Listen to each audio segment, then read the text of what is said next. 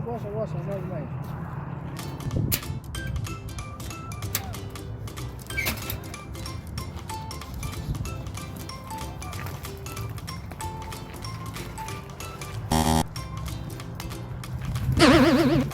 ای خدا امروز برم بازار کم خرید مرید خانه کنیم.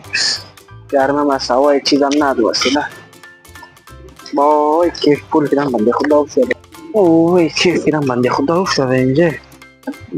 بیا باشه من پیش دارم. برم ده صاحبش از صاحب مایش پیدا شد. جاشو میتاییم.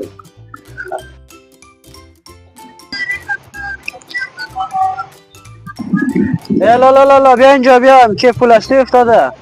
کیف پول هستی. کیف پول نه از ما نیست از ما اصل از خود من. نمیدونم حالا از این جماعت اینجا افتاده بود دیگه نه از ما نیست. خب باشه دست از من. اوه کیف پول رسیدم بنده خدا افتاده چی معلوم. داشت بگیرم معلوم. باشه من یک نفر از این نه. لا بیا اینجا بیا کیف پول هستی افتاده. لا جانا کیف پول پیدا کردم هستی افتاده بود. بله. چه رقم بود؟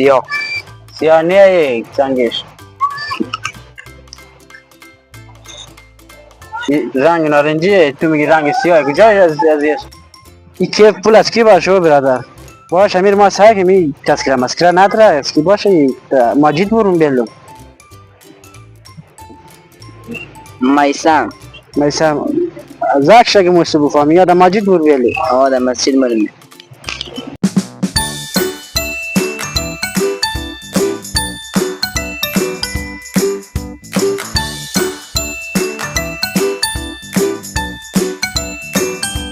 سلام لالا خوب هستی؟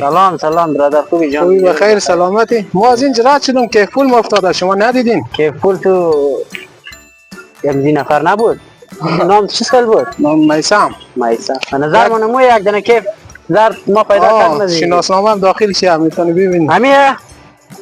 این همیه تشکر ما خیر افتاده بود دیگه ما میخواستیم برو در ماجید بلیم تشکر سلامت باش ما یک ساعت از این پارک گشتم دنبال از این پیدا دو سه نفر ما گفتی از مو نمیفهم دیگه نه از ما دیگه این اصل شناسنامه نام نوشته عکس نبسته داخل شه عکس یک راست طفولیت گفته دیگه خیلی چند سال پیش گرفتم دیگه خب خیره خوبش پیدا شد دیگه ما تشکر سلامت باش ما خیلی دنبال از این گشتم زنده باشی خیر باشی دیگه هستم تشکر لالا خدا حافظ ما رفتم